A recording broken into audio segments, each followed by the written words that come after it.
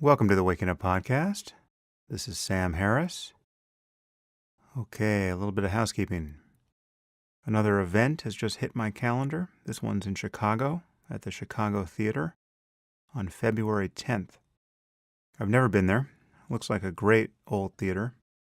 And apart from a tiny event I once did for Jerry Coyne at the university, I've never spoken in Chicago before. Tickets are currently available only to supporters of the podcast.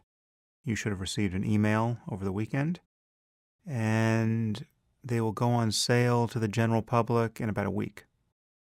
I should say that these events appear to be selling out fairly far in advance. I don't actually know what's normal here, but it surprises me, for instance, that my event in New York in January with Lawrence Krauss, which is still 5 months away, is 90% sold out. Now, it's a very big room. It's 2,200 seats, and the last I heard, there were 200 seats left. And the best seats sold out in 8 hours. So those, by definition, went to supporters of the podcast. Now, with some of these venues, you probably have more time. I notice the people who are arranging this tour booked a crazily large auditorium in Phoenix, 5,000 seats. I will be frankly amazed if we sell that out. But in most of these other cities, I think the events will likely sell out. And many might sell out months in advance, like New York will. So this is just to say that if you care about coming to a live event, then you should act accordingly. If you don't care, that's fine too. And the best audio from these events will be released on this podcast eventually, or at least that's my current plan. But it's no fun to hear from people who are outraged that they couldn't get tickets to an event 2 weeks before the event. If you care, I would recommend acting early. Okay, today I am speaking again with the great Douglas Murray. Douglas is an associate editor at The Spectator, and he writes for many other publications, including the Sunday Times, Standpoint, and the Wall Street Journal. He's given talks at the British and European parliaments, as well as at the White House. He is a truly inspired debater. I've never had the pleasure of being on a debate stage with him, but it would be an honor. And he is the author of a wonderful new book, which we discussed in the last podcast, titled The Strange Death of Europe: Immigration, Identity, Islam. And at the outset of this podcast, I wound up addressing what is currently the most popular question on my Ask Me Anything page. I was going to save that for my next AMA episode, but it just made more sense to work through it here with Douglas. So here's the question. What are your thoughts regarding the Charlottesville incident? Please address the many aspects, i.e. the rioting, the media coverage, the individual groups present, Antifa, BLM, Trump statements, etc. So Douglas and I get fairly deep into that and to related topics like identity politics, guilt by association, and then we finally move on to the topics that had been left out of our prior discussion of his book. Topics such as the source of Western values, the problem of finding meaning in a secular world, and related issues. Douglas is really one of my favorite people to speak with, and he's doing very courageous work on the topic of Islam and Islamism in particular. Like many people doing that work, he is often unfairly maligned, but he really is one of the most thoughtful people you could ever hope to meet. So it is indeed a great pleasure to once again bring you Douglas Murray. I am here with Douglas Murray. Douglas, thanks for coming back on the podcast. It's a great pleasure, Sam. So we were all set to talk about questions of human values and their link to tradition. I think we were going to kind of stumble upon the glories of the Sistine Chapel. Having already talked about Islam and immigration and all of that, terrorism, etc., to our heart's content and to the laceration of our audience. But now we have some major news events threatening to derail us. We have neo-Nazis marching and committing murders in Charlottesville. We have another terrorist atrocity in Europe, this time in Barcelona. And then I think just in the last hour or so, there are reports from Finland of a stabbing. Maybe you have more information than I do. You're in the time zone. It just doesn't stop, Douglas. No, it doesn't. It just goes on and on. And as we've said before, I mean, the thing is that some of the facts vary, but I mean, not very much. Um, and it's sort of hard to ever find anything new to say about it. Although sometimes new people, discover the facts about it and get new opinions, but there's not much variation in all this, as you know.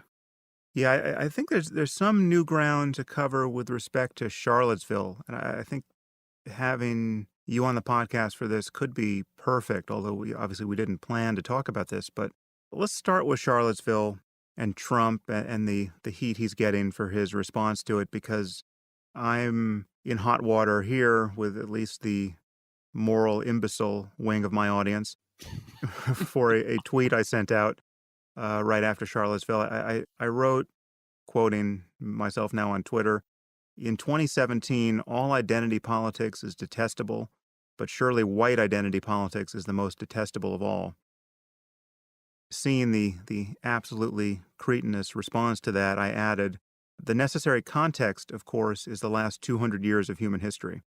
So I think it's perfect to debrief with you over this, because your bona fides as someone who is worrying about immigration are impeccable, obviously. And there's no doubt there are people in the world or even in our audience who worry that you may be a white supremacist or be motivated by racism. So I want to kind of walk through this. And if there's any point where you disagree, I'll be very interested to hear it. But let me just clarify what I was saying about identity politics here, because the point strikes me as absolutely obvious, but given the response, it's clearly not obvious to some people. Just to give you the predictable response, I've been accused of virtue signaling in the most abject way. This is kind of reverse racism, so racism against white people is okay, or you can only be racist if you're white. I hate white people. Something in that genre just came to me in torrents. So let me just clarify this and then see if you disagree. So just as not all religions are the same, I have much more to say against Islam than I have against Anglicanism, though I can find something to say about Anglicanism. And I have much less to say against Buddhism. I think there are wonderful things in Buddhism, although I have negative things to say about it as a religion. There are differences here. And so too with identity politics. Not all identity politics are the same, and they're certainly not the same with respect to the context in which they're being practiced in history. I mean, if you were practicing German identity politics in London in 1950, well, then you deserve to have the shit kicked out of you, right? I mean, this is just, and the same could be true for, Japanese identity politics in Nanking. And if you compare that to Black identity politics in Alabama in 1964, which I think most sane people would acknowledge was not only morally understandable, but morally and politically necessary, right? I mean, that is identity politics, aka the civil rights movement in America. Now, my tweet was actually fairly carefully written. I mean, it starts with, in 2017, all identity politics is detestable. And of course, I'm thinking about the West, and I'm thinking primarily about America. I was commenting on Charlottesville, and I believe this. I think Black Lives Matter is a dangerous and divisive and retrograde movement, and it is a dishonest movement. I mean, it's not to say that everyone associated with it is dishonest, but I find very little to recommend in what I've seen from Black Lives Matter. I think it is the wrong move for African Americans to be organizing around the variable of race now. It's obviously the wrong move. It's obviously destructive to civil society. But let me just say that Black identity politics in the U.S. in 2017 is still totally understandable. I think it's misguided, but I think it's completely understandable. And in certain local cases, perhaps even defensible. What is not understandable, generally speaking, is white identity politics in the U.S. in 2017. I mean, you've got pampered doughboys like Richard Spencer, who have never been the victim of anything except now the consequences of his own stupidity. And now he gets punched as a Nazi because people mistake him for a Nazi, though he doesn't think he's a Nazi, and perhaps he isn't a Nazi. But you have white nationalists and white supremacists marching in the company of actual Nazis and members of the KKK. And that is aligning themselves with people who actually celebrate Adolf Hitler and the murder of millions of people, right? And so this is not the same thing as Black Lives Matter. And it's not the same thing as even Antifa, these goons who attack them and perhaps got attacked in turn. It's hard to sort out who started it there. And I've got nothing good to say about Antifa. These people have been attacking people all over the country, and they're responsible for a lot of violence. I think it's a dangerous organization, but it doesn't have the same genocidal ideology of actual Nazis, right? So that you have to make distinctions here, and all identity politics is not the same. So I guess I'm just wondering, do you disagree with any of that? I think I have a slightly different take on it. I agree with most of what you just said. I think there are several things. One is that I think it's inevitable that if identity politics runs rampant among one group of people, it's almost always going to cause a counterforce.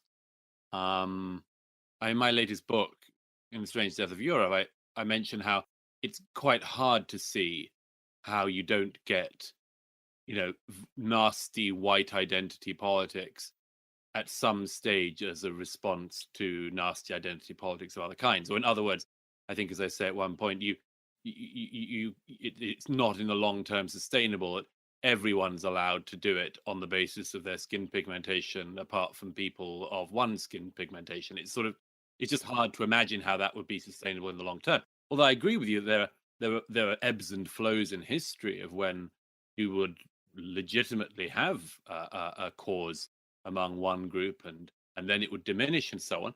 And I think there are two other things. One is that it's very hard once you go down this route to know when to stop. And it's not just a personal judgment, is it? Because it relies on the goodwill of everybody else from your background or of the same skin pigmentation. I mean, it means that you're not going to have an opportunist on your side. Well, we all know human nature. You always have hucksters, and you always have opportunists, and you always have people who, as I often say, remain on the barricades even after the battle is won because they don't have a home to go to other than the barricades.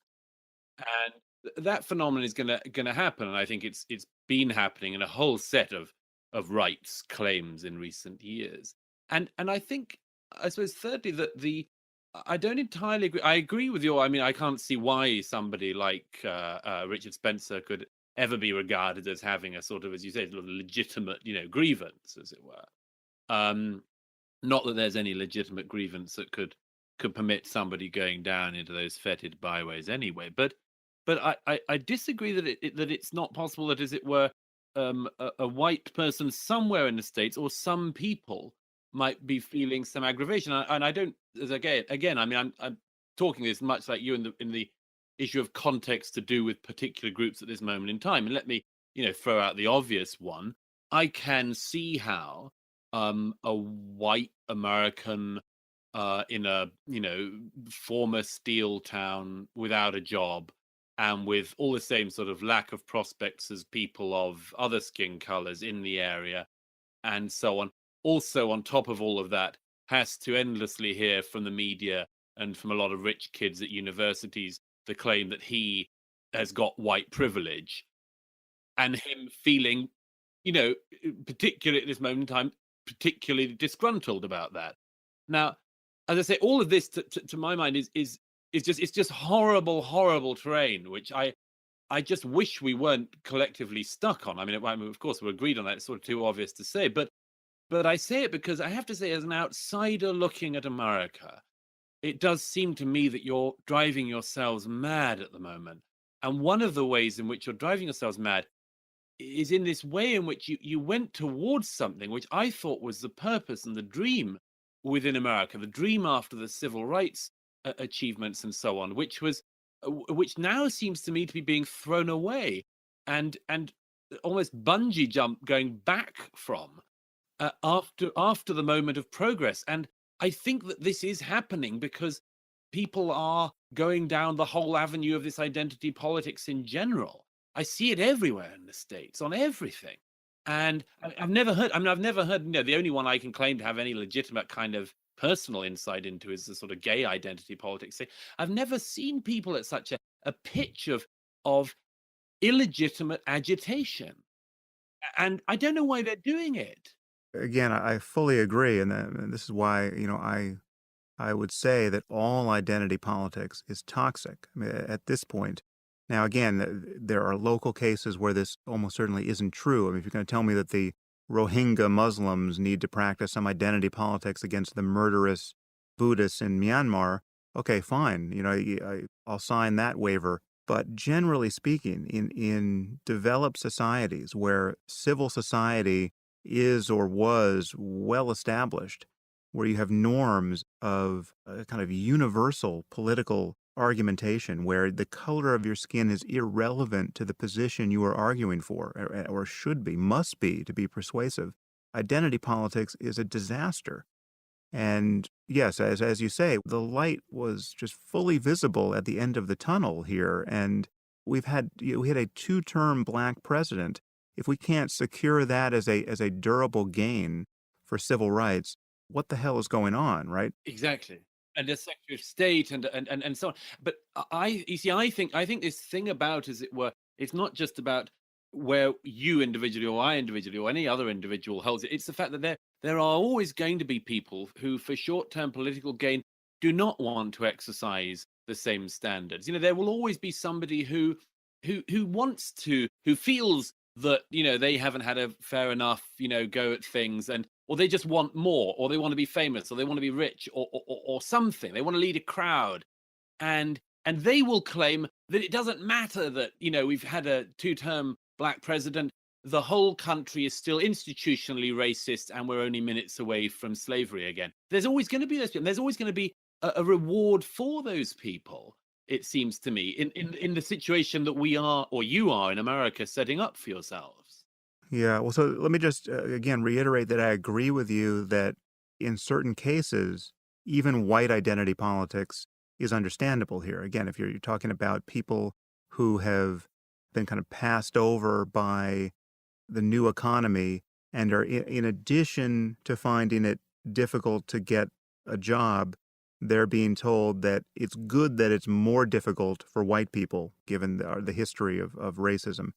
And then they have to confront the reality of immigration taking some jobs, say. So, yes, that's understandable. But again, that doesn't map on to Richard Spencer, right? And No, no, and I wouldn't want that person to go remotely near white identity politics as a response. yeah, yeah, It's just that it seems to me more likely that people are going to be pushed in such a direction if you sustain for too long the idea, as I say, that everyone has that right other than them. of course. And that's what I see happening. I mean, by the way, just a thought. I mean, all these things, the context of these things, in a way, reminds me of that really interesting thing some years ago. Our mutual friend, I think I can say friend, certainly in your case, somebody I admire very much, Richard Dawkins. It was some years ago. Do you remember in an interview talking about children? He didn't want, he didn't want people to be called I know, Christian children. They're just the children of Christian parents and so on. Your listeners will probably be very familiar with this point. There was this really interesting point when Richard, in one interview, said, there's no such thing as a Christian child. There's no such thing as a Muslim child. And then he stopped himself. He stopped himself because he was about to say something he knew he didn't want to say, and he acknowledged it. He said, I don't want to say there's no such thing as a Jewish child. Now, why did he not want to say it? Because of the echoes we all know about this. And this is just that is a horrible thing, and he knew it, and he pointed to it. It was fascinating, and that's the same. It seems to me slightly with what's going on with the identity politics thing. We are tolerant of the black identity politics because we recognize that within living memory, the black communities, particularly in America, had legitimate grievances and legitimate cause to have an identity that they marched on, as it were. And we're also aware that in living memory, there were, white people in the South who lynched people and because of the color of their skin. So what we're doing is getting around and coping with the sharp corners of not that distant history. The thing I think that's so worrying about it, though, as I say, is that I hear almost nothing of mending this. I see only, and I hear only in America, people staking their careers and their livelihoods and their entire occupations on making this worse. People claiming it's never been so bad. People setting up their own stalls in the identity marketplace. And I mean, maybe, as I say, maybe it's just nature of the media and of people becoming well known because they make the most outrageous statement or whatever. But I just am not hearing in America anything to do with a sort of spirit of mending. And this worries me. Yeah, well, I think one way to mend it is to make the kinds of distinctions we're making now. It's relevant that within living memory, as you say, these kinds of atrocities and injustices were commonplace. And as you and I point out ad nauseum, it is relevant when you talk about Islam at this moment. It is relevant what is happening not only in living memory but in our working memory, entered consciousness 2 seconds ago with respect to the news, and to not move in the next sentence to some statement of moral equivalence with respect to the Crusades. So context matters here, and perhaps I don't need to belabor this, but I stand by this tweet. I think if you can't differentiate the identity politics of Black people in America from the white supremacist identity politics we're seeing given voice in Charlottesville, you've got some moral calibration problems on your hands. That's not to say that some form of white backlash against the rampant identity politics we're seeing practiced in America isn't to be expected or understandable in certain cases. I know. I mean, I just look at all this with such horror because I genuinely have thought for most of my life that we were getting beyond this, and I sort of still think we are. I just think, as I say, that the standards that we might wish to apply, there will always be people whose careers are predicated on not applying them. I mean, in my country, in Britain, we had this long business with the Cecil Rhodes statues a couple of years ago, the Rhodes must fall thing. But that whole thing really was whipped up by some South African students who happened to be Rhodes scholars who were basically appealing to an audience back home in South Africa and were going to make careers when they went back. You just there are always going to be people who are going to do that and are going to take advantage. Look at one other, by the way, a little hobby horse of mine. This Anne Frank Center in America. It's called Anne Frank Center for Mutual Respect and Tolerance or something. It's run by a couple of just activist Democrats who are standing on the name of a murdered Jewish girl who they never had met or had any connection to, and using this dead Jewish girl to attack Republican politicians they don't like. Hmm. I myself think it's just grotesque beyond words. I think if they had any shame, they would stop, but they don't. They were furthering their careers. They're really really keen on it. They ran some kind of gay rights group, and then they obviously realized there was sort of wasn't such running and so much fuel in that maybe, and then they just decided to, as I say, grab a dead Jewish girl and run with using her name. And I mean, I just think this is from every community and every background and every skin color and everything. You're always going to have these people who just don't want to exercise the standards because they need not to. And there's also just an impressive degree of confusion here. People just can't follow the plot. So you have something like the Southern Poverty Law Center, which, in the face of a Nazi rally in Charlottesville, seems like an absolutely necessary institution. This is what the Southern Poverty Law Center is for, to combat this kind of white extremism in the country. But in this same period, they have listed our friend and colleague Maajid Nawaz as a anti-Muslim extremist. And as much as we've gotten the word out about that, you still have people like Tim Cook, the head of Apple, giving $1 million to the SPLC in recent weeks.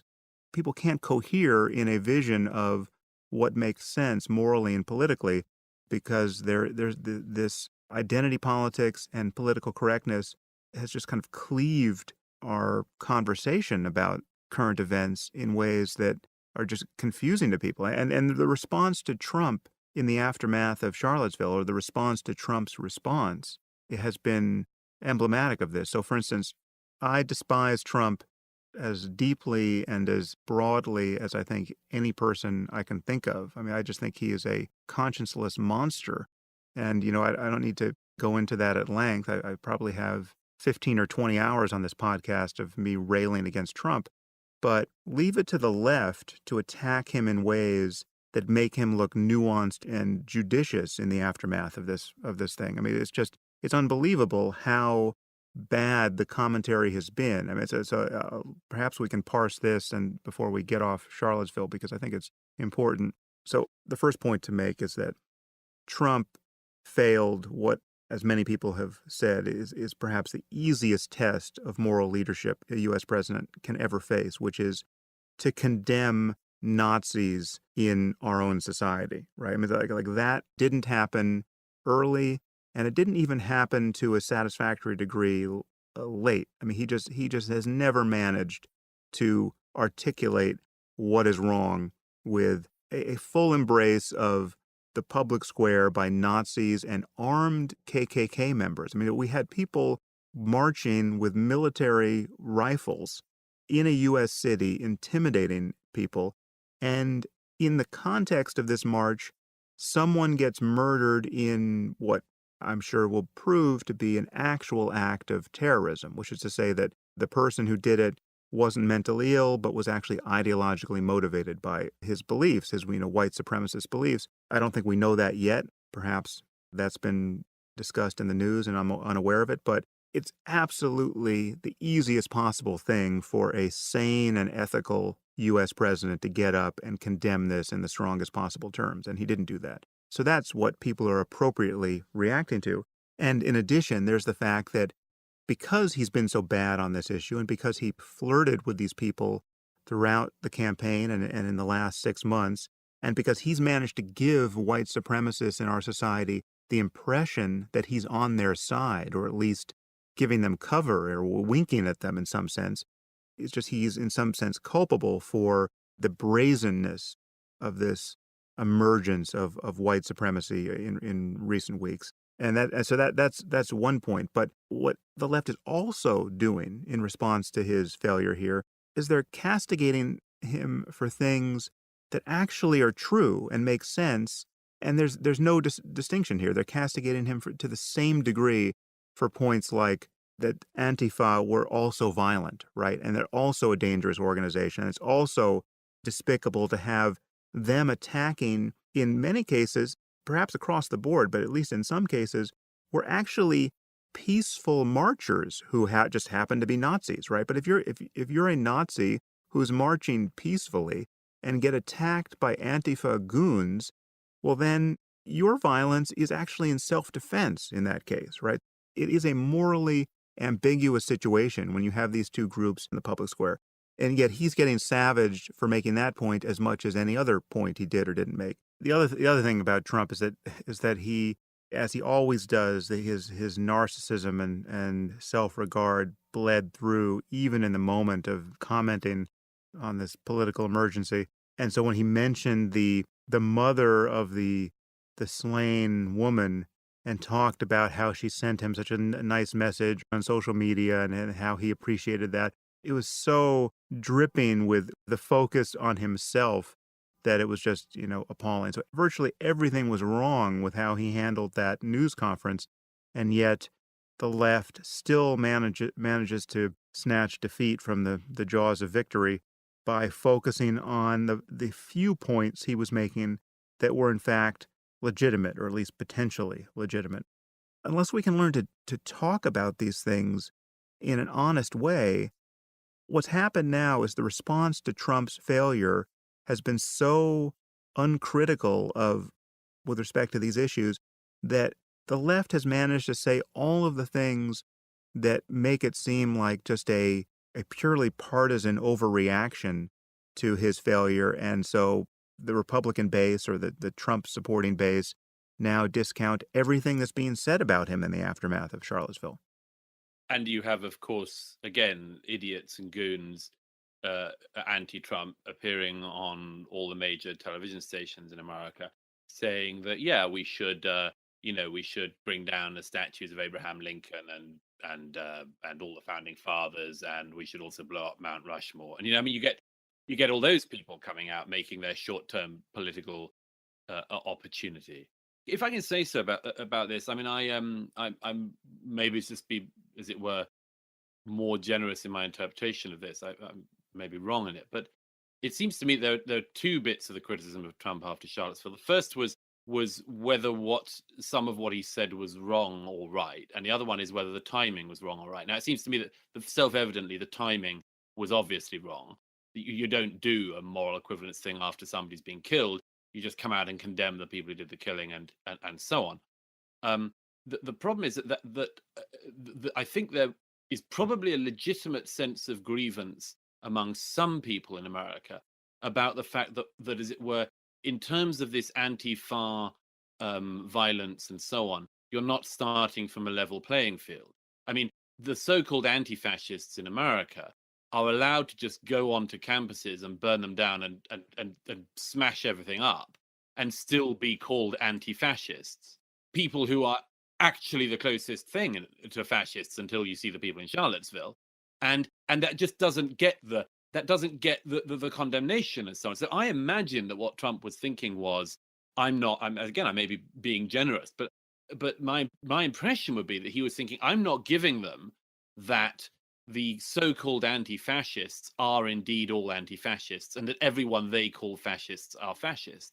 But this is a breakdown of the terms. This is as a result of the overreach. I mean, again, if the Southern Poverty Law Center is allowed to designate churches that don't agree with gay marriage as hate groups, then we're already slipping. If Charles Murray is allowed to be called a fascist and allowed to be drummed off a campus and a female professor he's with assaulted, and it doesn't get any sympathy or care or concern, then we're already slipping down this problem. I'll give you a couple of examples that strike me as fairly egregious, which make your point. And this is, I haven't really taken stock of who is guilty here, but they're very prominent people who you and I respect as journalists in every other context. But people tweet photos of, from D-Day saying, alt-left rioters, attacking fascists or something like that. It's like so making fun of Trump's point. And so the suggestion is that the people who are the Antifa people or whoever they were who were fighting the Nazis in Charlottesville were the moral equivalent of our soldiers during World War II. It's terrific, isn't it? I mean, it also, by the way, how cheap and easy is it? I mean, the soldiers who stormed the beaches of D-Day saw their friends and comrades shot down beside them. A lot of them saw things they'd never forget and went through unbelievable things. Every single person there that day had a courage that most people in our generation, thank God, will never have to even try to summon up or imagine. And here are these people who just have to tweet, and they make themselves feel like the moral equivalents of those people. Again, I mean, I've said enough against Trump to hopefully never be condemned for failing to detect any of his moral or intellectual lapses.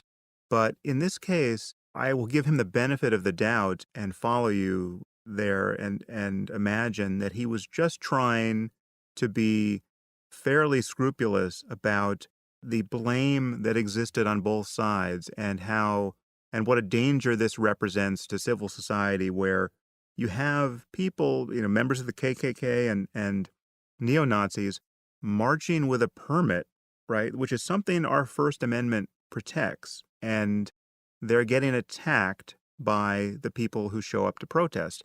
Now, I'm sure that ran both ways. Perhaps there were neo-Nazis who were doing the attacking first, but still, you can't attack members of the KKK and Nazis just because you don't like them. I mean, that's it. Like if you are using force first, you are the criminal in our society. Now, you might want to rewrite those laws. You might decide that at a certain point, Nazis shouldn't be allowed to assemble. You might want to follow Germany and pass laws against Holocaust denial or the displaying the swastika. I don't think you do want to do that. I think our First Amendment is the right way to go here. But given the laws and the norms of civil society, you can defend much of what Trump was saying there. What you can't defend is is the man and how he has practiced politics up until this point, and the dog whistles he has given to racists for now years. And so the context matters, and that's what's misleading people here. Can I make two points there? The first is this comes down to a consistency point. Um, this reminds me of a very important issue that has come up in my country all sorts of times. What do you do about a collective group of people or a voluntary organization of people, and where do you draw the line between claiming they're all responsible for something or not? Now you'll see where I'm going here, but let me give you an example. Um, I don't think I would. There's a mosque in not far from where I'm presently sitting that's run by among others somebody who's a former military commander of Hamas. Okay, um, I would not say, that everybody in his mosque was a terrorist, or that everybody in his mosque was Hamas, or even that everybody in his mosque was sympathetic to Hamas. I just would be very careful about that for all sorts of reasons. Some legal, some just practical, and some to do with just not wanting to imply to all sorts of members of the public that that whole place is filled with terrorists, because there are consequences potentially of such speech.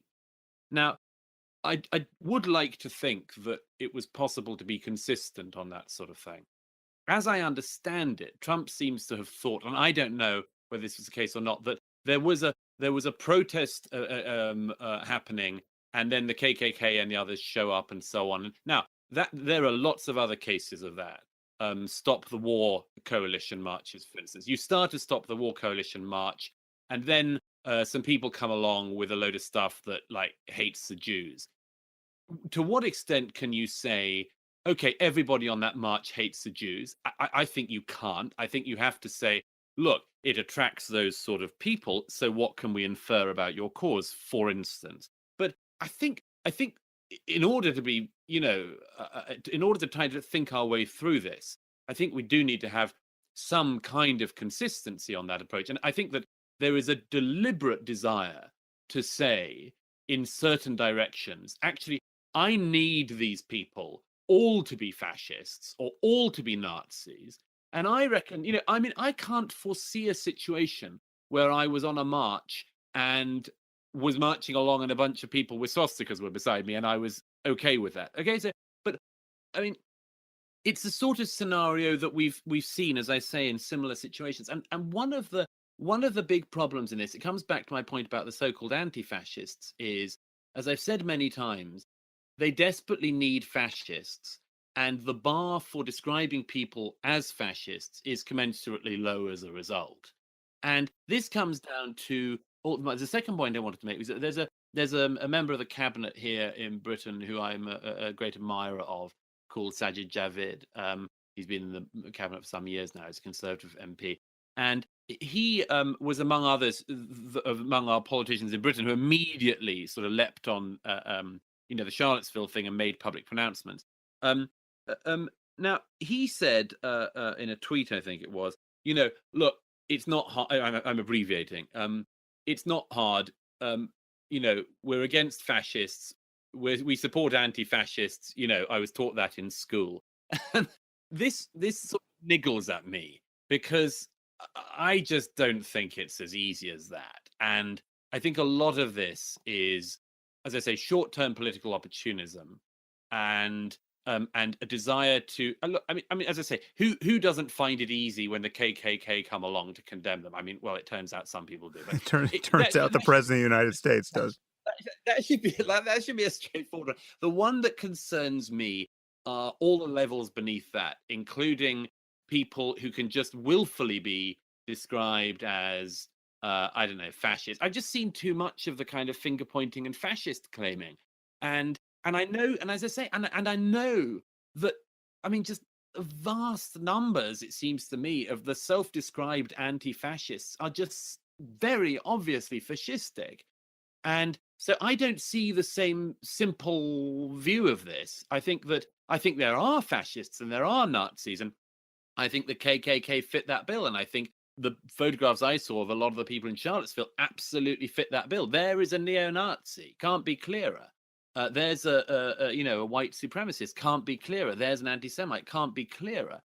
But there are, it seems to me, a lot of people who basically then want to use that opportunity to widen the net and just take in, their enemies. And there's a lot of that going on. And as I say, I mean, look, it's your country. I don't have a dog in the fight, but it just seems to me that if there's any way through this, it's just to have some kind of consistency on this. Let's come at this through another lens here because this is something I've been wanting to talk to you about. And it's really the same problem, and this falls very close to home because it relates to you directly and to really anyone in our line of work making comments such as we do. So take the interview you did with Stefan Molyneux. I don't know if you recall Oh that, yeah. but as I watched that recently. Now, Stefan is a prominent YouTube commentator. He's got a big online following.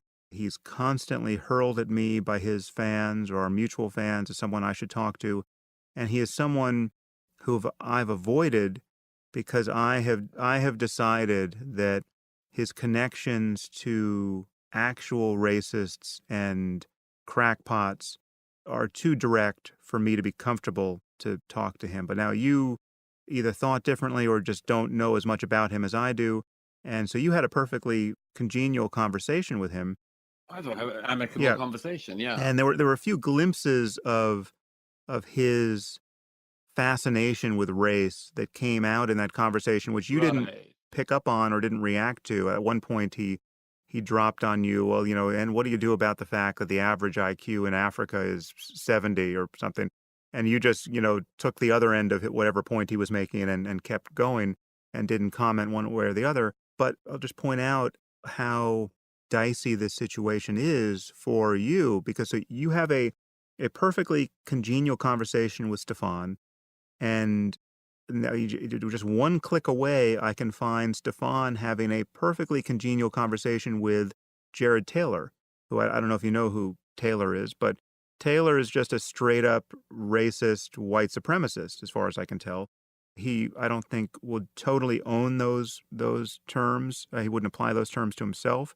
But if you see what he says when he's on his home court. Actually, no, I'll do him the favor of taking this one note away. Maybe Jared Taylor isn't as straightforward a racist and an anti-Semite as you can find, but you can find him talking to a perfectly straightforward racist and anti-Semite and having a perfectly congenial conversation, finding nothing to disagree with. So Right. That's interesting. we're a couple nodes away from the KKK here. That's the orbit you and I have found through these kinds of topics where being condemned by association, being condemned by the fact that you didn't find something to stridently oppose in a conversation you had, perhaps the one conversation you will ever have with a specific person, condemns you to complicity. And I'm not quite sure how we get around that because I will be That's faulted for not talking to Stefan by many people who are listening, but I can see what was wrong with you talking to him, and that's I'm not quite sure how we split the difference there. well, the truth, I don't know very much about him or indeed anything particularly. But I mean, I'm always very happy to have rather promiscuous in the extent to which I'm willing to have conversations with people. I That's interesting you say that.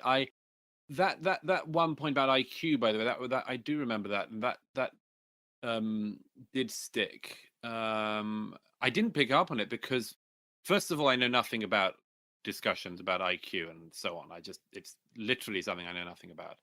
And the second is I absolutely refuse to get involved in discussions about IQ and race, and have never even read about it So because there, you've been even more careful than I am because I had Charles Murray on my podcast.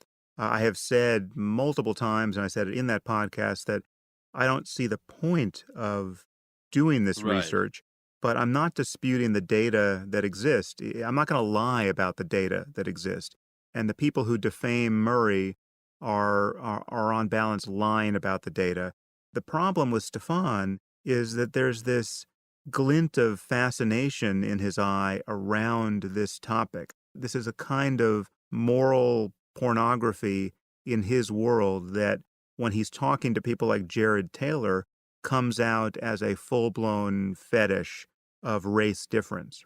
And, I'm not, I don't share that at all. And I don't think this is, racial difference is something that in general is worth studying, no, I have the same. I have but the it's also same. not worth lying about. Right, And there are relevant. I mean, there's disease profiles right. that we want to know about. And if you're studying intelligence genetically, you will stumble upon genetic differences between people. And if you're studying it environmentally, you will stumble upon environmental differences. And so we have to get out of the business of lying, but we also have to get out of the business of not noticing where people have a moral concern and a political concern that is in fact dangerous and ethically repulsive.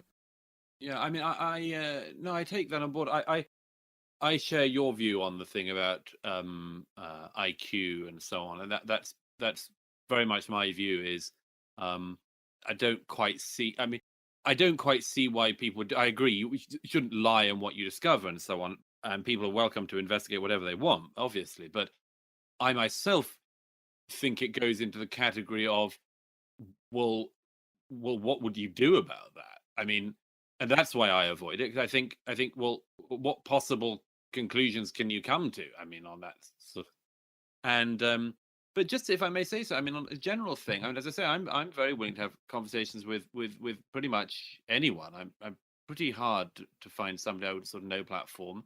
I've had, as we've said before, discussions with such a wide range of people, including people that you, from every imaginable direction, wouldn't be willing to sit down and talk with. Uh, including people who've then gone to prison for terrorism and so on. And I do generally think that it's worth having as wide a discussion as possible. And I thought that moment aside, I thought that it was a very interesting conversation with Stefan Molyneux. Um, and I tell you what, I'm maybe you're slightly more um, you've got greater sensors about this than I have, sensors with an S. But I think there's a game of he danced with her and she once danced with him and he danced with him, and and so on, which I find to be a sort of a pursuit of the internet which doesn't really attract me. I'll tell you what, it's just I find there are a lot of people who spend their lives these days talking about people who they don't talk to. Maybe it's the experience of being on media and things a lot in the UK and elsewhere, that you meet people you disagree with a lot. You meet them in green rooms. You meet them beforehand and afterwards. Sometimes you have to have dinner with them or a drink or whatever, and you have to find a way to civilly interact and have differences. And I'm for that. And I notice that a lot of people who don't do it urge other people not to do it, as if by some grand process of hygiene arrangements, we could all agree to only speak to certain people on a list. And I don't know. That's just generally not particularly my view. There are obviously people I look forward to speaking to, and others who I very much don't. But I'm not sure that sort of degrees of separation thing is. It's not so much a matter of whether you speak to them, it's a matter of what you say when you do. So, and again, I think, I don't know if we've spoken about this, but I've certainly mentioned this on the podcast. I think there's a kind of uncanny valley of moral distance. Are you familiar with this phrase, uncanny valley? No, I love it. Okay, well, it's a great phrase which I use all the time, but I don't know if it's fully been exported from the tech world. So it's a tech phrase that refers to robot technology and in particular robot faces. So that we have in the beginning when you make very primitive robot faces, they're very cartoony, they're cute, they're kind of these bubbly little, faces that there's nothing scary about them necessarily. But the more you make them like human faces, the closer and closer you get to a humanoid face, you get into what's called the uncanny valley, which is it looks very human-like, but still not quite human-like, and therefore it's uncanny, it's creepy, there's something alienating about it. And it won't be until we get a perfect copy of a human face that makes the right facial expressions that we'll get out of the uncanny valley and be in the presence of something that we feel comfortable with. So there's a similar structure to the sort of moral opprobrium or moral distance issue with respect to talking to people. So, for instance, if I decided to do a podcast where I talk to Charles Manson or even somebody worse, give me the worst serial killer in the world. If I want to talk to him and do a podcast, I won't have to spend any time articulating my moral disapproval of his actions. I won't have to lecture him for the first 10 minutes saying, well, you realize just how awful it is to be a murderer, don't you? I could enter it purely as a journalist or as an anthropologist, just wanting to understand what it's like to talk to an evil person. Whereas if you bring someone much closer to me, but still someone who has done or said objectionable things, well, then now we're in the uncanny valley where the burden is on me to differentiate myself from this person. If I wanted to talk to the Unabomber, it would be interesting. But talking to someone like Jared Taylor will be viewed as irresponsible because he's just this racist who's using every opportunity to promulgate his racist ideas. And if you have a happy conversation with him, as someone like Stefan manages to do, well, then it says something about your lack of discrimination. And that's how this becomes a kind of transitive property of moral weirdness, because you talk to someone who could talk to someone who could happily have tea with Hitler. It rubs off on you by transition. Sure, but I mean, that can go that goes in absolutely every direction, and I think, I mean, let me put it another way. There are lots of people from. I mean, I think you identify as being on the political left. You're kind of unusual in that most people on the political left these days don't want to take on the issues that concern me very much, and they not only don't want to take them on, they actively want to not talk about them. And so, I mean, I would love it if I mean, I don't know what prominent leftists, particularly in America, that your listeners would know. I would be able to single out, but I'd be very happy for various podcast people and interviewers and so on in the American left to have more prolific and promiscuous conversations with me, and would reciprocate at a drop of a hat. I wouldn't feel like I was then responsible for all their views about anti-fascists or their feelings about Venezuela or the government of Cuba or the Gulag. I guess if the conversation turned to the topic of Venezuela, you would be remiss not to point out your disagreement with this person about, how great Chavez was. Yeah, but I mean, unless it was the point of the interview, as it were, You might miss it. I Yeah. accept that people have different views. I mean, I don't know. I have to say, we are in an era where it seems to me that people are narrowing and narrowing all the time the things that they are willing to hear or the people they're willing to talk to. And I have to say that just generally, I find the opposite. I find myself being more and more interested in just hearing as wide a range of opinion as possible and speaking to people. I genuinely do find that I have conversations, as it were, off record all the time with people who believe the most extraordinary things. And you meet them in your social life and you meet them in your work life and so on. And I find it fascinating to say, what do you think? And listen to them and accept that I'm not going to change their mind there and then. But I might even gain something from it.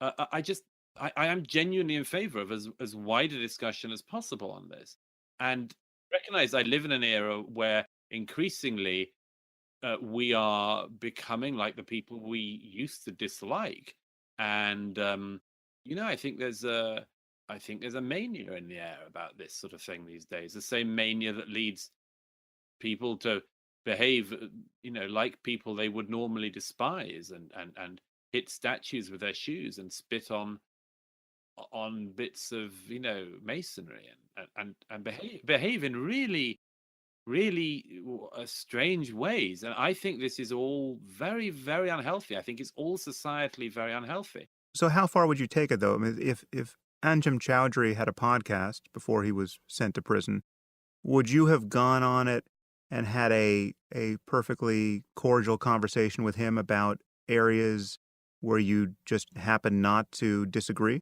I actually, when Anjem Chowdhury was out, I interviewed him once, fairly amicably.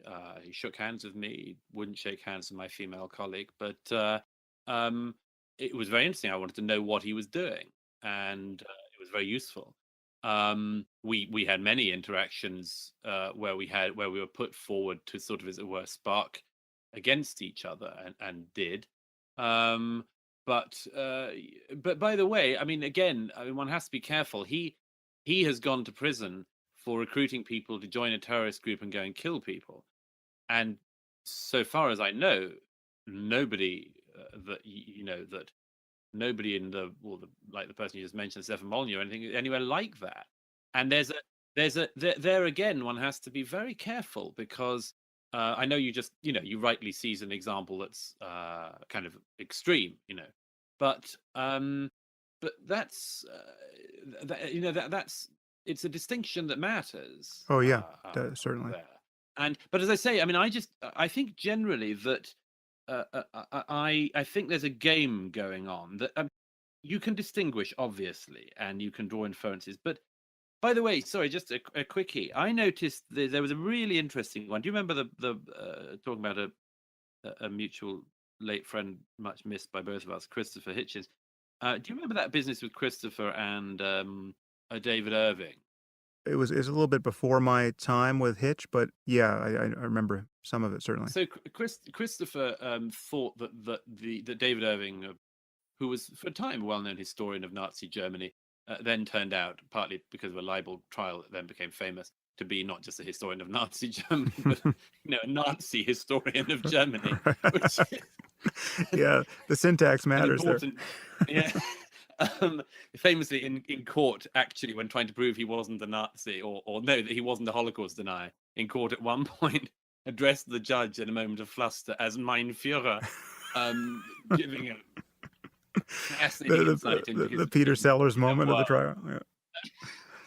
And I'm told that in the recent film it wasn't used that, Uh-huh. it should have been. Anyhow, but it was an interesting one, because Christopher thought that there was a sort of, thought that David Irving was a good historian, which he was thought to be for a time.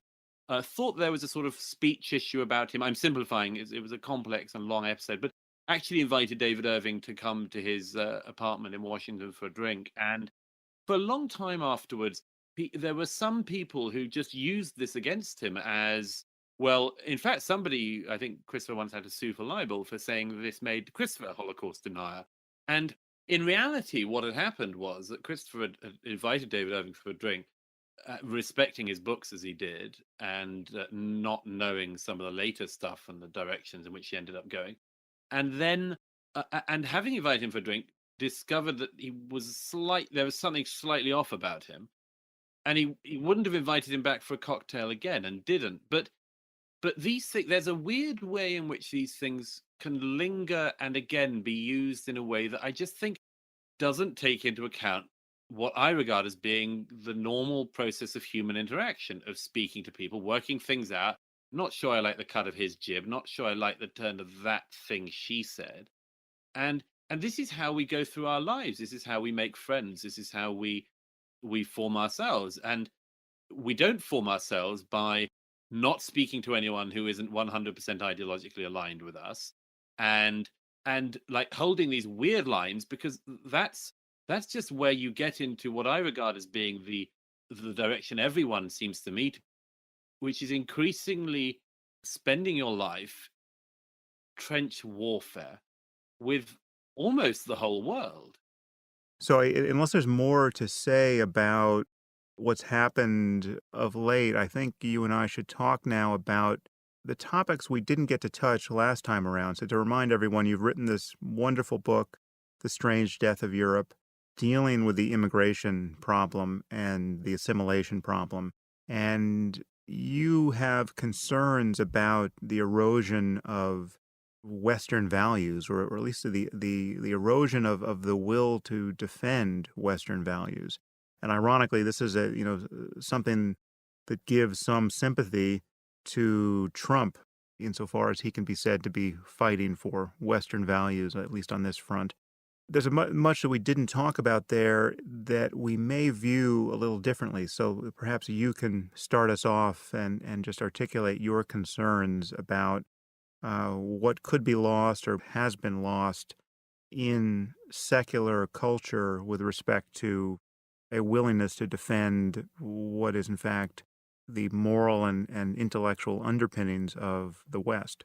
Well, this is obviously a huge issue. It does tie into some of what we've talked about already in this podcast, as well as in previous ones. By the way, if I can preface this with something, this book, this most recent book of mine, "Strange Death of Europe," subtitled "Immigration, Identity, and Islam," it's got a lot of notice in my home country, in particular in Britain, and it's got a lot of praise, if I say so myself, and it's got some criticism.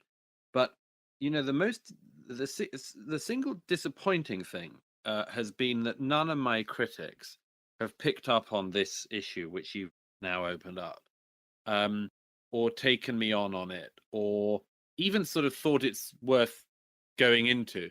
And this is a genuine disappointment, and I hope it changes, because I think everything to do with immigration is, obviously, there's a wide-ranging debate. We have a long debate. We have, a deep and wide public debate on it. Actually, we have almost no public debate, or any meaningful public debate, about this, what I regard as being equally big, if not far bigger, problem and question, which is over ourselves, our beliefs, our values, and where we find meaning. And I think this, by the way, this failure to address this and to tackle this is in part a demonstration of weakness. In fact, a weakness which I continuously diagnose.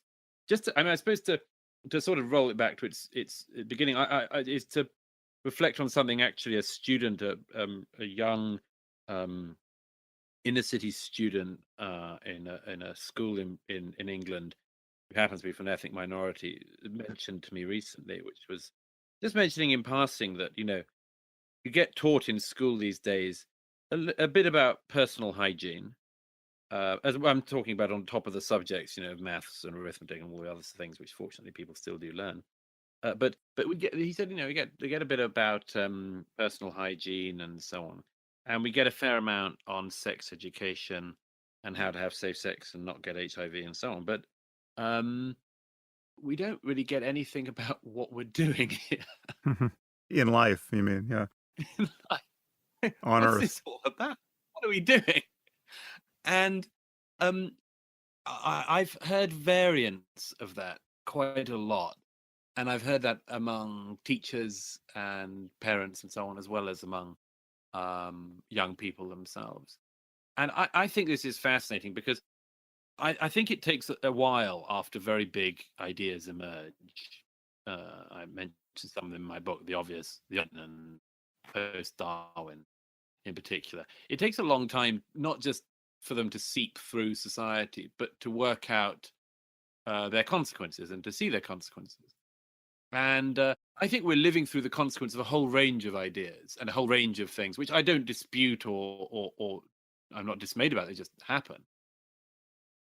Strange that we're very unwilling then to address the situation of where we, as a result, actually are. And I'm myself profoundly nervous about the position we find ourselves in what, for better or worse, one might describe as Western liberal democracies. I think it comes from several things. One is that people have become not just incurious but blasé about how we got to this stage, of where we're at. And the second is that they actually are quite happy to know about it, but where they do bother to make any inquiry, to reverse engineer to get themselves to the position that they think they're in anyway. Let me give you a very quick example. Um, Now I think it's pretty unexceptional to say, as Larry Siedentop did in his, I think, terrific recent book, Inventing the Individual, um, that a lot of basically the whole system of rights and values that we currently live in, significantly, not in its totality by any means, but significantly derives from the faith which our societies used to hold and which were to a great extent founded upon. I think this raises, among other things, this profound question of whether or not the thing that we currently are and the things that we enjoy, rely on roots we no longer hold or want to sustain, or whether they are, as it were, self-supporting. And the obvious example, by the way, which I think is at risk, is the whole notion of the individual and of the individual's rights. The what one derives from a sort of Judeo-Christian concept as the sanctity of the individual. I think it's taken as read by most sort of progressive, people these days in the West, that the human person is an inviolable thing to which nothing can be done, or you get hauled before some kind of tribunal. And I think that's not the case, and I think we're approaching at some point a really difficult pass with this, and I want us to think about it. Yeah, yeah. Well, I guess there are 2 points I'd like to pick up on there. One is just there's a difference between historical contingency, I mean, just the path we took through history to get where we are now, and whatever can be said to be optimal about the source of specific ideas and policies, or the ideas that would make the good things we want out of life more easily secured and durable. And so, just to break this down, it could be that we owe a lot to Christianity in tracing this path to the present and the conception of the individual, or the various norms of civil society that we now want to defend. I think that can be exaggerated. I mean, much of what's good in the West, I think we have achieved despite Christianity rather than because of Sure, it. I don't dispute that. But even if you could draw a straight line from Christianity to some very good things that we want to defend, that doesn't mean that Christianity is currently the best defense of those things, or the only conceivable source of those things. And I mean, so my heuristic here is that even when you can point to good things that people get out of religion, I would argue that those things are almost never best gotten out of religion. Sure, and of course, it certainly doesn't make them true. I mean, Right. it doesn't make It the doesn't make the claims of religion religion true. true. Yeah, No. yeah. So I mean, Jesus need not have arisen from a virgin birth or be coming back to raise the dead, because you can point to a long list of good things that people have gotten out of Christianity. And we've got an amazing amount out of ancient Greece, but we don't need to believe in the gods. Exactly. I share your concern totally, and I think secularism as just a commitment to keeping religion out of public life doesn't give you any positive content that solves the problems you're pointing to. The problem of meaning, the problem of what to do with your life, the problem in the best case scenario, imagine a life of total abundance, and now we have machines that can do all of the work that human beings used to have to do to survive. In a few short years, let's say that's true. It cancels the need for human drudgery, it cancels the need for meaningless work, and now we're free to be as creative and as intellectually engaged as we can manage to be. Well, in that circumstance, perhaps precisely in that circumstance, when we're no longer forced to labor for our survival and complain about it at the end of the day, but we have nothing but free time, I think most human beings would confront their full capacity for boredom and confusion about what to do with their lives. And you could have an absolute crisis of perceived meaninglessness in life. And so we do need to put something in place of religious dogmatism to organize human life around a sense of what is sacred, what is profound, what is beautiful, what is worth paying attention to when you don't have to pay attention to anything. When all of your time is discretionary, what is life good for? I think we have to individually and collectively solve that koan. And I would completely grant you that atheism on its own and or secularism on its own or even humanism on its own doesn't give you that. Yeah, and there are 2 points, if I can say so, that come from this. One is, and actually they both relate to what we've talked about earlier in this discussion, because I think obviously this does and ought to connect to everything. But the first is just a very strong feeling I've developed, which I explain in the book at some length, that almost none of this can be done by warring on the past. And I suppose, and again, this might come down to the sort of small c conservatism that I tend to instinctively hold, but the I sort of feel resistance to the idea that we're going to be able to construct anything, as it were. I think it's much more likely that we'll not come up with an answer to this, but we will find our way through, and that we find our way through, I think, best by, at the very least, not warring on the past. And that comes back to the issue of history, including national history and political and religious history. That to understand a thing is not to approve of it, but to find a relationship with it. In Britain, we still have slight echoes sometimes of our civil war, which was 4 centuries ago. The Roundhead Cavalier divide, in not just in politics but in ourselves, is a part of life, an increasingly small part, but it's there. And our religious past is a part of it. And I say at one point that I propose a sort of deal, as it were, that so long as the religions don't try to come in through the back door and impose their beliefs on people who don't believe, and grant that, the non-believers ought to acknowledge that that the churches, for instance, have thought about issues of meaning and have a voice in the debate. In other words, not to simply dismiss it all, but to find harmony, find a harmonious relationship with the past, even as we've felt like we've shrugged it off. And I suppose the second point I wanted to make on that is that in the absence of meaning, all sorts of things happen. I have a longish bit in my book about the French novelist Michel Houellebecq, and he is the great poet of meaninglessness, a nihilist as well as a genius. And there aren't actually many real nihilists, but he's one, or at least lays out what the nihilist life really is. And I think that it's very unlikely that many people do that. I think people find meaning in other ways, and in misdirected, and often in the end, very, very disastrous ways. And let me give you one quick example.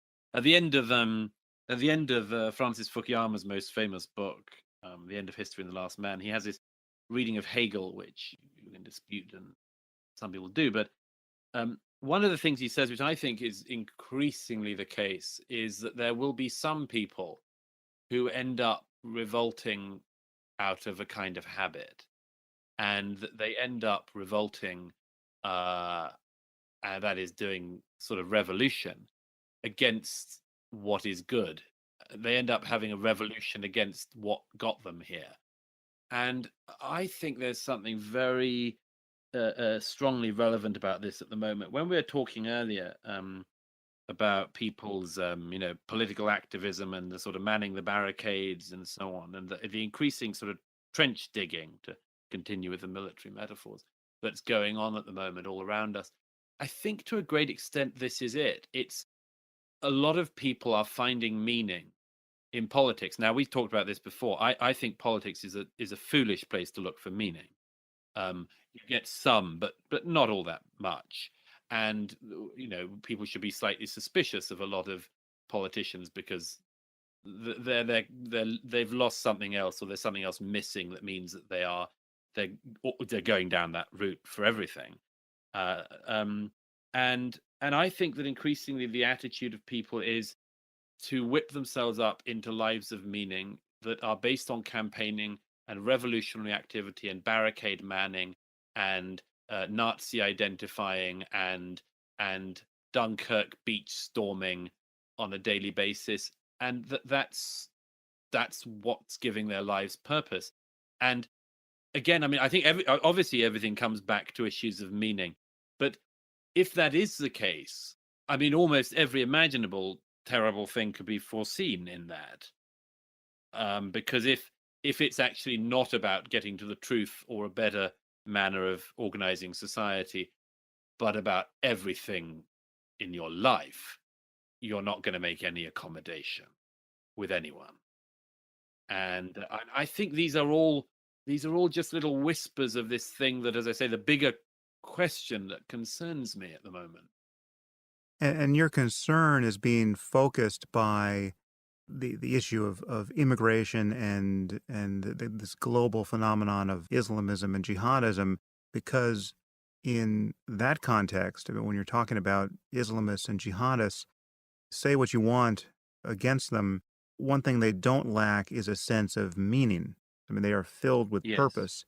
And it's this asymmetry that strikes both of us and many other people as so dangerous.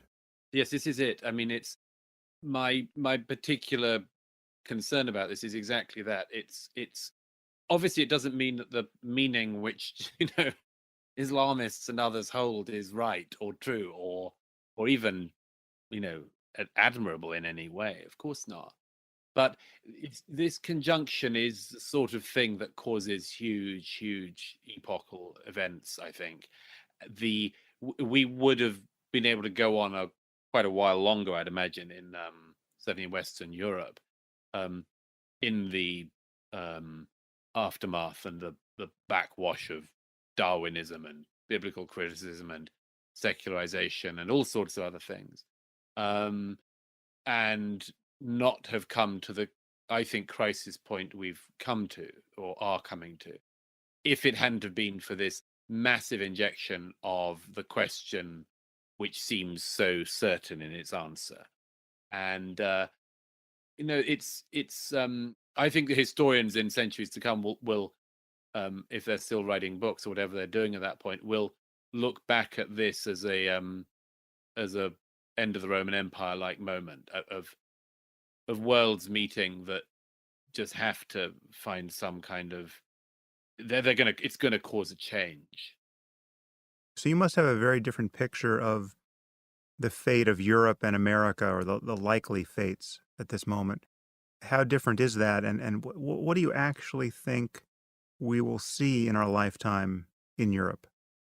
I never want to bet specifics because I know the amazing thing is, studying history, any history, is the extent to which everything relies on just the most crazy whims of fate and individuals. And I mean, the Kill the wrong archduke, yeah. exactly. And it's all, every time you ever think that you see something happening clearly in a pattern, then you always get just blindsided and knocked over. But so I don't dare make specific predictions. I've tried to put my finger on what I think is a whole set of things that I think are not only going wrong but are not being thought about. And um, all I know is that massive change is going to happen in the lifetime that I hope I get. Um, and that every lifetime sees change, and of course change isn't in itself a bad thing, but the change I lay out is one that I think is going to change the roots of absolutely everything. And it seems inconceivable to me that in the decades to come on the trajectory we're on, it's all just, going to tick along like this. I sort of jokingly have said many times that our current Home Secretary, Amber Rudd, may tell some people in society to believe a certain thing, but other people might think that God tells them to do something else, and they may believe God and not Amber Rudd. And we're really bad these days at understanding the profound depth and drive that people get and the meaning they get, and the fact that has impacts on the world around them, and it's going to have to. So the one thing I do think is I think that it's all going up for grabs in a way which it hasn't for some decades in the West. And that absolutely everything will end up being on the table. Everybody who reads history knows that history is always like this. If you were an aristocrat in 18th century France, you wouldn't have foreseen what was going to happen. It could have had no idea. If you're a peasant in 18th century France, you could have had no idea. It's always like that. But we have, I think, been in a sort of dream, certainly since the end of the Cold War, as lots of people have said, and that kind of obviously history, in its real sense, is restarting, and I mean, it's going to be fascinating. Don't get me wrong. I'm not, as a historian, I'm not dreading it. But as an inhabitant of the present, I'm filled with foreboding, I have to say. With respect to the issue of terrorism in particular, it just feels to me like the world is becoming more and more like Israel. I mean, at one point when I wrote about this or podcasted about it a couple of years ago, I said something like, we're all living in Israel right now. It's just only a few of us have realized it. And it's that kind of the ambient level of expected terrorism that it's just a fact of life. You can never get away from it. Whoever thought you could get away from it? I mean, you and I can remember what it was like to expect it not to ever happen, right? I mean, there's no reason to expect events like September 11th or even like what just happened in Barcelona. And yet I think we're meandering into a time where, unless something truly radical happens that I would say is unforeseeable now, it's hard to see how we ever get that expectation of security back. Yes, I mean, there's that Philip Roth novel, Human Stain. I mean, there's a bit where he sort of eulogizes pre 9/11 America. Really, well, I mean, it's a eulogy to an America which is obsessed by a blowjob in a single blowjob. Right. You look back at that time with such sort of, oh God, those were the days. Yeah. And I mean, of course, everyone always does that. We always look back to a not very distant past in that way. But I'm, as I say, the main foreboding is not just to do with the facts I see, but the really deep unwillingness of people to think their way through this or acknowledge the things I'm trying to stir people to worry about and to think about. As I say, I mean, just to pick up on that very quickly, I know we've probably got to come to a halt, but when you mentioned that about everyone sort of increasingly sort of like living in Israel, I was in a studio in London the other night, and very late at night, and went over another of the bridges in London where a terror attack happened a little while ago, and I remember that famous phrase, build bridges, not walls, which people always say against Israel and things. And I had thought again, I can't remember who it was who said it, but actually we've got loads of bridges, but they're all covered in walls these days. They've all got massive steel walls and barricades all over them because people keep on driving trucks across them and killing people. So the bridges have got walls. And the other thing that just strikes me as a sort of bad omen, an anecdotal one, not very funny to finish on, I'm afraid. But I was speaking with a friend the other night who happens to be Jewish, and who was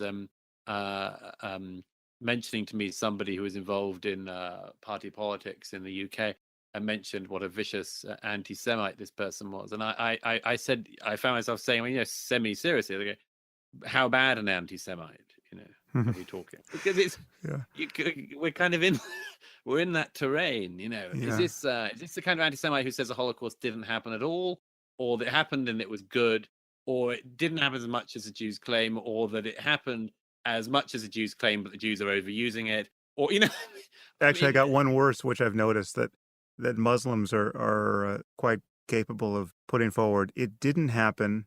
The Jews are lying about it, but it should have happened. And if we have our way, we'll make it happen.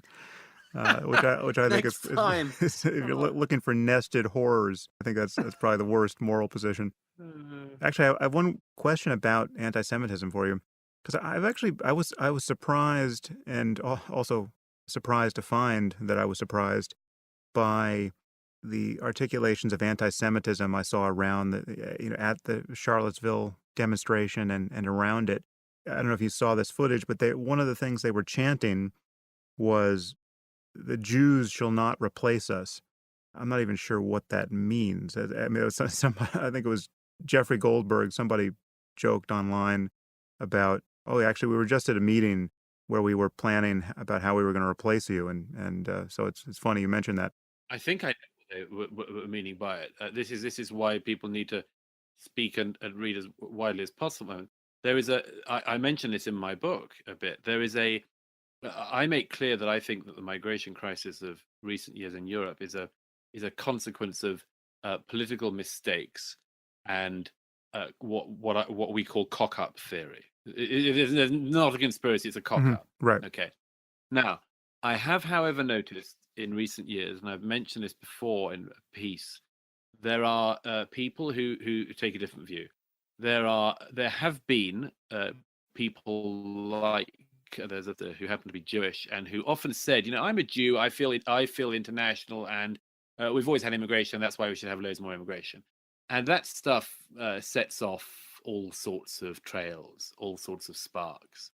And one of the biggest sparks that I notice growing in Europe at the moment, and I think it's growing in America as well, is the idea that actually the Jews have been pushing the immigration. This is not a new canard, by the way. And there's a second one, there's a kick behind this as well, which is, I actually found myself recently arguing with somebody to try to persuade them this was just obviously not the point. But the kick behind it is, but they've got a country that is only for Jews, and they're doing this to the rest of us. I'm saying this because this is what, in the fever swamps that are spilling out, you can hear this stuff, okay? And this is all very, very bad news. And obviously it goes without saying, bad news for Jews first, but everything that's bad for Jews is bad for everyone next. And but these are the things that, when I saw that from Charlottesville, I thought, first of all, my God, these people actually are willing to stand up in a street and do this, be that visible, that's them.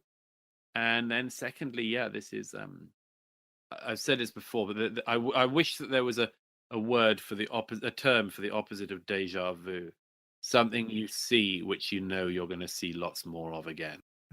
Well, I guess the silver lining there, Douglas, is that I get to have you back on the podcast to talk about it. I hate to finish on a downer, but that thank you rescued me from my gloom. Yeah, it is always a pleasure. Well, likewise, Sam, it really is. And I'm glad we covered so much terrain, although I'm sure that both of us will get endless grief covering it with such care. Yeah.